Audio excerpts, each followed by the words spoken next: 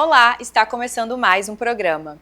Dicas sobre o mundo da moda, da beleza e tudo que fizer de você uma mulher mais bonita e empoderada, a gente mostra aqui no Mais Bonita. E o assunto de hoje está mega especial, vamos estar falando sobre saúde feminina, que é um universo tão gostoso e que eu amo trazer aqui também para vocês. E para isso, a minha convidada super especial também é a doutora Thaís Pacheco. Seja muito bem-vinda ao Mais Bonita, doutora, é um prazer ter você aqui conosco.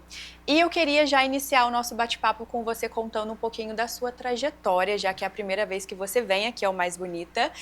Conta pra gente como que você iniciou na sua carreira como médica. Já era algo que você queria muito desde a época dos estudos? Como que era? Bom, primeiro, obrigada, né, pelo convite, estar aqui é sempre um especial, tenho um carinho muito especial pela casa, né, e seu programa é lindo. Obrigada. Então, assim, é sempre muito bom estar aqui de qualquer forma. Falando um pouquinho sobre mim, né, a minha história é um pouquinho longa, assim, eu vou tentar resumir isso de uma forma que não fique tão espaçado, né. A medicina, na verdade, é a minha segunda formação, né, eu sou formada em biologia, né, eu sou bióloga de primeira formação e fiz a minha vida inteira dentro da bioquímica, né, da biologia dentro da bioquímica. Foram 10 anos dentro da biologia, né, durante o meu período de mestrado, durante o período de doutorado. No doutorado eu fiz uma parte fora do Brasil, fiquei uma parte do doutorado fazendo na Universidade Médica de Viena, na Áustria, estudei um tempo lá. E eu sempre na biologia trabalhava com pesquisa médica. Então eu sempre amei a bioquímica, e sempre amei a parte de metabolismo, a parte metabólica, e trabalhava com pesquisas voltadas para a área de medicina. Aí quando eu volto para o Brasil, defendo o doutorado, e aí me dá aquela sensação de para onde mais que eu vou, né? Eu queria continuar, e eu me vi já muito completa dentro do que eu já fazia, né? Não conseguia ver ali para onde mais eu iria. Tinha algumas possibilidades de ficar fora do Brasil, mas não era meu interesse. E aí foi onde eu entendi que talvez mudar um pouco de área, mas permanecendo dentro daquele universo que eu amava, fazia todo sentido naquele momento. E aí eu, sem pretensão, resolvi fazer o vestibular para medicina, acho que 1 ou 2 semanas depois da minha defesa de doutorado, e eu acabei passando sem imaginar que eu passaria. Caramba, que legal! E aí foi uma loucura, comecei a faculdade. Na época eu dava aula de biologia, eu era professora de biologia do ensino médio. Então já tinha uma rotina bem puxada também, já dava aula de biologia, já tinha uma vida profissional ativa. Comecei a faculdade, foi uma fase bem difícil na minha vida, mas não me arrependo de absolutamente nada, foi muito especial tudo isso. Terminando a faculdade, já tinha certeza de que eu queria seguir dentro da parte metabólica, que era que, inclusive, eu me sentia confortável por já ter um conhecimento de base solidificado. E aí eu não tive dúvidas de iniciar aí a trajetória dentro da endocrinologia. E dentro do universo da endocrinologia, sempre o que me chamou mais atenção foi a saúde da mulher. Por isso essa associação com a ginecologia endócrina. Então eu acabei juntando tudo isso, né? Unindo os dois universos. universos. Todos esses universos. É isso aí, os 3 universos. Atualmente eu continuo na bioquímica, eu sou professora de bioquímica da faculdade de medicina, né? Então, assim, continuo seguindo a minha raiz aí de professora, minha parte educacional, né? Trabalho hoje também na medicina de família e comunidades, que virou uma grande paixão, por justamente eu poder estar à frente de comunidades, por estar à frente de ações sociais, que é uma coisa que eu gosto muito de fazer. Bacana. E trabalhar com uma medicina integral, né? Aquela visão holística ali do paciente, da comunidade, dos determinantes sociais, tudo que envolve a saúde, né?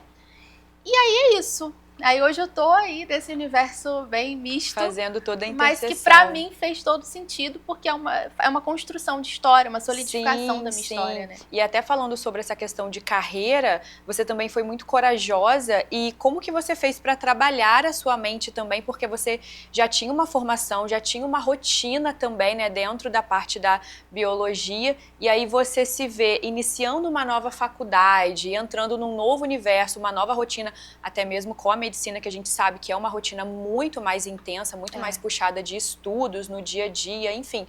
Como que você trabalhou sua mente para receber essa nova fase?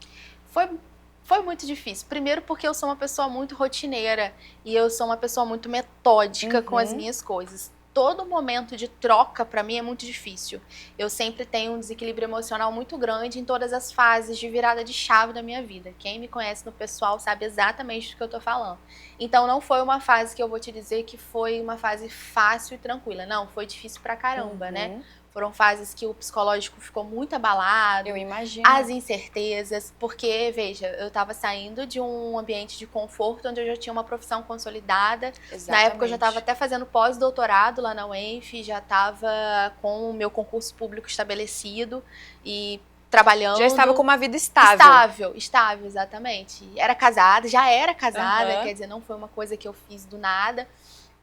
Então todo aquele universo, assim, né, que já estava montado na minha vida, eu tive que Você bagunçou botar tudo aqui, calma aí, que agora eu vou começar do zero em outra situação. Então, realmente foi uma coisa que a saúde mental nesse período ficou bem abalada. Mas eu nunca tive dúvida de que, se era um desejo meu, eu não tinha que temer a isso. Né? Os abalos da vida vêm. E isso vai acontecer em várias fases da minha vida, como está acontecendo agora com a Teros, com a abertura da clínica. Mas isso não pode me impedir, me bloquear de seguir e de conquistar meus sonhos, porque senão a gente não sai do lugar. Exatamente. Então, assim, eu acho que não é a ausência do medo, sabe? O medo existe, e ele existe comigo o tempo inteiro. Eu sou uma pessoa muito medrosa, só que o medo não vai me paralisar. Sim. Não vou deixar que ele me coloque numa caixinha e me tranque. Acho que é isso. Muito bacana. E nós, mulheres, estamos cada vez mais com essa consciência, né? De ir mesmo, independente de qualquer coisa, de qualquer circunstância. E entrando agora na parte da medicina, né? Como endocrinologista, nós, mulheres, também com essa rotina super corrida, temos vivido cada vez mais dias intensos, de muito estresses, noites mal dormidas. Acredito que aconteça com você também. Isso atrapalha de que maneira em todo o nosso sistema hormonal? Então, a endocrinologia ela é um universo gigante, né? Assim, a gente atua com diversas doenças que muitas das vezes são ilhas, né? Não tão relacionadas entre si. Dentro da saúde da mulher, hoje o que a gente mais vê, inclusive foi um assunto até que eu comentei ontem no Instagram, questões relacionadas à irregularidade menstrual vinda por alterações psicológicas, vinda por pressões sociais. Por exemplo, a gente já sabe que questões relacionadas à depressão, questões alimentares como anorexia, bulimia, a busca por um corpo ideal, que muitas vezes leva a uma magreza extrema, né, leva a um baixo índice corporal, né, de gordura corporal, isso tudo pode refletir diretamente na produção hormonal da mulher, do estrogênio, né? E isso leva à irregularidade menstrual e muitas das vezes até a ausência de ovulação, levando a quadros de infertilidade. Então, assim, não é difícil, né? É mais comum do que a gente pensa eu receber situações como essa no consultório de mulheres que estão em irregularidade menstrual, muitas das vezes sem menstruar meses, quase um ano. E aí imaginam várias outras coisas, né? Quando tá na fase de entre 45 e 50 anos, a gente logo pensa na menopausa. Mas e quando não é? Que acontece muito também. Jovens, né? Jovens. Fase de 20, 30 anos. E aí pensa em mil coisas, e aí quando a gente vai ver, tem um distúrbio alimentar por trás, tem um distúrbio psicológico por trás. Então, quer dizer, de diversas formas, né, o sistema endócrino, que é o sistema onde regula toda a nossa questão hormonal, pode ser influenciada por fatores, né, exógenos. E com certeza essa questão também da magreza extrema, da busca pela perfeição, tem muito a ver com as redes sociais também, né? Que a gente vê a cada dia métodos novos, invenções e dietas. Fala um pouquinho pra gente sobre isso. Você tem toda a razão. Isso é uma coisa que me preocupa, inclusive, bastante, né? Eu sou uma pessoa que gosto muito de trabalhar com obesidade, de tratar a obesidade. Acho que a obesidade é, de fato, uma doença crônica, multifatorial, que a gente precisa lidar, né? Mas saindo um pouco da questão patológica da obesidade, em paralelo, a gente tem a pressão social. Sim. A pressão midiática em cima de um corpo extremamente magro, com baixíssimos níveis, né, de gordura corporal. Isso traz muito reflexo pro organismo, né? Hoje a gente vê o uso de várias medicações para emagrecimento, né? As canetas emagrecedoras, que o estão Mounjaro, super em alta e que muitas das vezes as pessoas que utilizam essas canetas já são magras. Exato. E aí utilizam para emagrecer ainda mais, né? Então, assim, gosto muito das medicações, tenho um hábito de prescrever para as minhas pacientes. Acho que a busca por um corpo saudável é sempre a nossa melhor versão. No entanto, a gente tem que ter muito cuidado em relação a isso e muita delicadeza em entender que aquela paciente, talvez naquele momento que ela esteja precisando de você, é de um apoio psicológico e não de um estímulo para a constante busca daquela magreza. Eu já tive situações no consultório onde a paciente veio para mim em busca de uma caneta de um emagrecimento e ela saiu dali com o meu encaminhamento para a terapia. Caramba. E foi assim, uma conversa longa. Talvez ela tenha saído não gostando do que ela foi buscar, mas a minha consciência enquanto médica não me deixaria fazer uma medicação para uma paciente que no fundo eu sei o que ela está passando por um distúrbio alimentar e uma disforia corporal grave.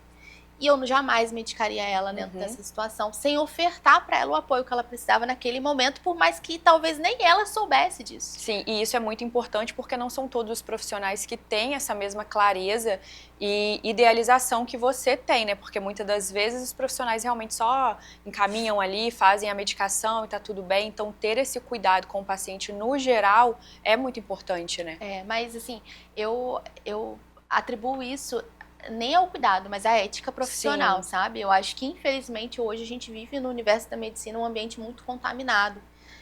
E eu sou um pouco rígida para falar em relação a isso, principalmente algumas condutas relacionadas à endocrinologia. Mas na minha cabeça é muito bem definido o que é ético do que não é ético, sabe? E eu acho que não é só pelo financeiro que a gente tem que se mover. A minha busca, acima de tudo, é a qualidade de vida daquela pessoa. Como eu tô te falando, eu trabalho... É o seu propósito. É o meu propósito. Eu trabalho no SUS. Eu faço emagrecimento no SUS, onde é o meu maior desafio. Né? Muitas das vezes através de judicialização de medicação e etc. Então, assim, o que eu viso realmente é a qualidade de vida daquela pessoa. E eu vou ofertar para ela o apoio que ela precisar naquele momento. Seja esse psicológico, seja esse fisiológico, né? Mas eu acho que você ter essa visão de que você não tem que dar o que o paciente quer na cabeça dele, mas você tem que entender quais são os pontos dele e ofertar esse apoio que ele precisa, sabe? Então, para mim, isso é uma questão que realmente é indiscutível, sabe? É uma questão que realmente é muito clara na minha cabeça e a minha visão e a minha busca nunca vai ser só pelo financeiro, senão eu não tinha por que estar aqui. Sim, muito bacana e é muito importante ter profissionais como você. Esse assunto, inclusive, é um assunto que é muito pertinente, que está super em alta, então eu acredito que vale a pena a gente falar mais sobre. Vou puxar o intervalo rapidinho e a gente continua esse assunto no próximo bloco. Não saia daí, te espero já já.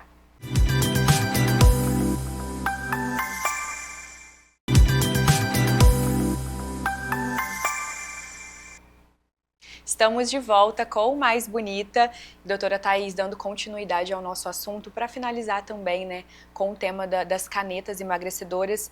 No geral, de que forma as canetas elas atuam no organismo quando é realmente para emagrecer de forma realmente saudável? Então, hoje a gente tem algumas opções, né, de canetas. O Mounjaro, que foi o que entrou agora, o mais recente no mercado, né? Eles são medicações que a gente chama de análogos do GLP-1 e o Mounjaro, ele entra com uma diferença na classe, onde além do GLP-1 ele também tem a ação do GIP, que são dois hormônios que a gente tem naturalmente no nosso organismo. Esses hormônios, na maioria das vezes, eles atuam na nossa saciedade, no nosso centro da fome e principalmente sobre a nossa sensação de plenitude. O que é isso? Comi, tô me sentindo bem, tô me sentindo satisfeito, sabe? Então, são ações similares ao que normalmente a gente produz quando você acaba de comer uma refeição e se sente satisfeito. Então, as canetas, elas entram com uma potência enorme na perda de peso. A gente hoje vê resultados, inclusive, similares ao que a gente via com a cirurgia bariátrica, o que é uma revolução, sem dúvida, sobre o tratamento de obesidade. Então, acho que são medicações incríveis, muito bem elaboradas, muito bem estudadas, trazem pra gente excelentes resultados. No entanto, a gente precisa ter cuidado no manuseio. progressão de dose, iniciar com a dose certa. É muito comum a gente ver pessoas começando sozinha, de forma errada, com doses que vão levar ela a passar mal, a ter muita náusea, né, um enjoo, pode levar a quadros de desidratação, diarreia. Então, precisa ter bastante cuidado nesse manuseio da droga. E, acima de tudo, a indicação, que foi o que a gente conversou e que tem muitas pessoas que conseguem receitas e a medicação de forma clandestina, né? Que não tem a receita exata. Lembrando que agora essas medicações precisam de receita médica, né? Isso foi um avanço que eu achei bem importante, apesar delas não entrarem ali na classe de medicações que são controladas com receita médica, justamente pelo uso abusivo das medicações, foi feito um controle para a venda dessas medicações, o que ajudou bastante, porque estava uma loucura. Controle. Exato. E agora sim, precisa de receita médica. Muito bacana. E há um tempo atrás eu li algo parecido, acho que você vai saber me explicar melhor, sobre de ter esse cuidado com a medicação, porque além dela ter esse efeito emagrecedor, também corre o risco da gente perder muita massa muscular e isso acaba influenciando, né, na nossa força ou até mesmo a longo prazo na nossa maior idade. Isso, muito boa sua observação, porque é uma dúvida muito comum. Na verdade, a perda da massa magra, ela não está inerente ao uso da caneta, mas inerente ao emagrecimento. Qualquer processo de emagrecimento grande leva à perda corporal, seja de gordura, seja de musculatura. Então, por exemplo, essa pessoa ela emagreceu via caneta, via cirurgia bariátrica ou via dieta restritiva, a perda de massa muscular dela vai ser muito similar, entende? Entendi. Porque o relacionado está com o emagrecimento. Você perdeu muita porcentagem de gordura corporal e o corpo entende em um processo de emagrecimento que ele não pode perder todo o estoque de gordura, porque gordura é estoque. Então ele começa a quebrar outras partes do corpo e o músculo é uma delas, tá? Então, qualquer processo de emagrecimento intenso merece o acompanhamento nutricional por trás, para a gente manter o aporte proteico adequado para aquela programação do emagrecimento daquela pessoa, para a gente minimizar os efeitos sobre a massa muscular. A gente só precisa desvincular um pouco essa questão de que é o uso da medicação que causa perda de massa muscular. Não tem um link direto sobre a ação do remédio, mas sim sobre o processo total de emagrecimento. E é muito interessante ver você falando sobre todos esses aspectos, né, que a gente inclui essa parte estética, a parte psicológica também, que entra a sua nova fase com a Clínica Theros, que eu acredito que tenha muito a ver também, né, por ser uma clínica multidisciplinar e que tem tudo a ver com a sua personalidade de já querer cuidar como um todo, assim. Conta pra gente como que surgiu essa fase, como que surgiu a Theros. Ai, é bem difícil, assim, foi tudo muito louco, assim, na minha vida, né, como sempre eu fazendo as coisas de forma muito rápida, sem dar pausa, muitas das vezes nem pra eu respirar. E isso aconteceu a minha vida profissional inteira. Com a Theros não foi diferente, né? Eu sempre tive na minha cabeça o tipo de medicina que eu queria criar, o tipo de trabalho que eu queria desenvolver, como que eu queria fazer isso, sabe? Eu sempre tive na minha cabeça que eu sozinha não ia dar o integral que eu precisava para o meu paciente. Por isso essa ideia de montar uma clínica multidisciplinar e que o diferencial seja, de fato, que os profissionais se conversem. Então, aquele paciente que vai para a clínica buscando a consulta com a Thaís, mas que vai passar pela nutricionista, que vai passar pela psicóloga, nós que compartilhamos aquele mesmo paciente, a gente vai estudar junto aquele paciente para fazer os direcionamentos. Então, eu queria muito criar esse tipo de serviço, que para mim era um ideal, uma coisa utópica, mas que eu acreditava. E aí eu falei, não, eu quero fazer isso. Mas eu queria fazer, mas eu não tinha me preparado, não tinha estruturado. Esse ano foi um ano, do final do ano passado para cá, foi um ano muito difícil na minha vida. Muitas coisas aconteceram. E foi uma fase que eu precisei me reinventar. Eu precisei muito agarrar em alguma coisa que eu acreditava, para eu não deixar a minha vida, né? Sempre em busca de bagunça você, na verdade, né? De dar uma bagunçada na rotina. Segurar alguma coisa ali e falar, eu vou me empenhar nisso agora. E foi nesse cenário que a Theros surgiu. Ela surge num cenário um pouco catastrófico, mas que com uma vontade incrível de fazer alguma coisa diferente. Que eu pudesse transformar um pouco tudo isso. Exatamente, que está dando certo. Inclusive, a nossa equipe esteve presente também, a Clínica Tá Linda. Vou mostrar pro pessoal de casa também que eles merecem ver, né? Desde já te agradeço por ter aceitado o convite de vir aqui no Mais Bonita. Foi um prazer ter você aqui e de bater esse papo também tão gostoso e sobre o universo feminino que eu amo. Obrigada. Eu que agradeço, foi um prazer, muito bom. Você é uma graça, recebe muito bem e o programa é lindo.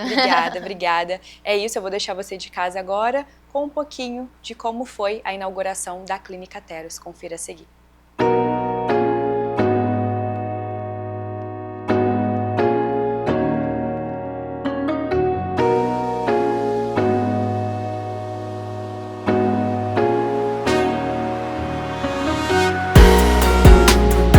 Primeiro dizer que eu estou muito feliz em abrir esse espaço, né? É um espaço que a gente pensou idealizando no tratamento integral do paciente, no tratamento onde o paciente ele sai muito daquele foco da doença, mas a gente entende ele como um ser complexo, com diversas questões e que cada questão dessa merece um acompanhamento especial. Então a Teros ela nasce como um espaço multidisciplinar que se conversa, essa é a grande novidade da Teros para campus, né? Que é de fato ser uma equipe multidisciplinar que vai se conversar entre os tratamentos.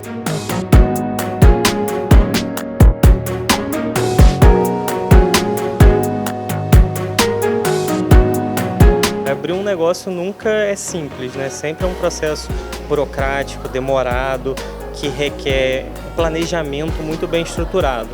E isso foi o que a gente fez, né? A gente sentou, analisou, sopesou todo o cenário campista e região para entender qual é a necessidade que a população local tinha, né?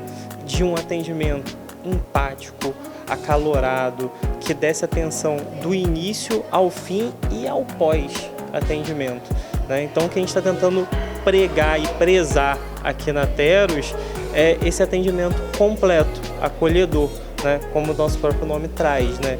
Que é essa questão do calor que Teros é. Né? Então é isso que a gente busca fazer, desde a administração até o atendimento com o paciente.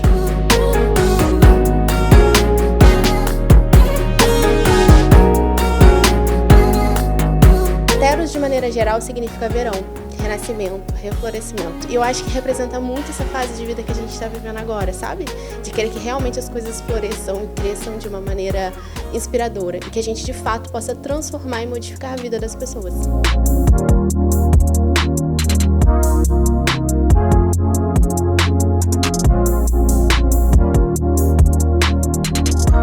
O trabalho integrado entre os profissionais faz toda a diferença na eficácia do tratamento, né? O paciente se sente acolhido, ele se sente à vontade e a gente consegue tratar ele integralmente, que é o principal.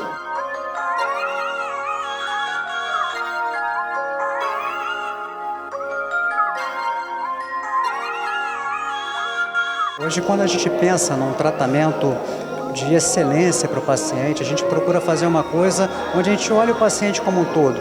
Então, geralmente uma especialidade sozinha não consegue fazer isso. E para a gente conseguir fazer isso, a gente não pode pensar que o paciente é só um coração, é só um cérebro, é só um rim, é só órgãos endócrinos. A gente tem que pensar que esse paciente ele precisa ser trabalhado de uma forma completa. E para ser trabalhado de uma forma completa, é importante que a gente tenha essa questão da multidisciplinaridade, porque a gente tendo isso, cada profissional, usando o melhor de si, usando o melhor da técnica que ele tem, ele vai conseguir fornecer isso para o paciente, visando o quê? O melhor que é o que a gente quer, que é a saúde do nosso paciente de forma integral. Mente, corpo, espírito e tudo mais.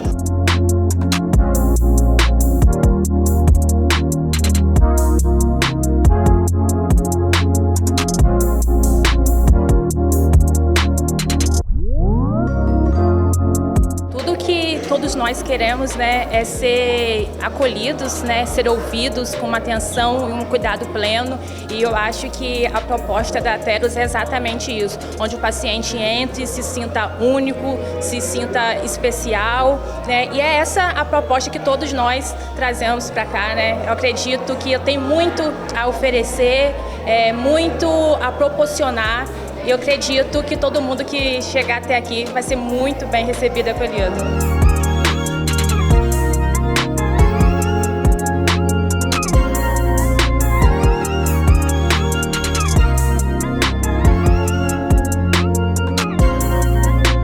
Práticas integrativas e complementares são práticas em saúde, como o nome diz, são complementares ao tratamento da medicina tradicional, né?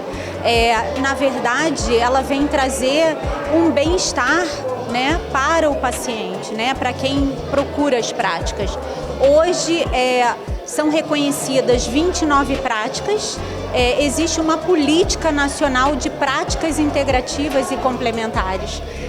A gente ainda está tentando fazer com que elas sejam mais reconhecidas e entendidas, na verdade, né? São práticas como meditação, massagem, reiki, cromoterapia, aromoterapia e outras tantas mais, né? Existem práticas individuais e práticas coletivas, né? Então a proposta é a gente trazer mais um complemento para essa medicina tradicional.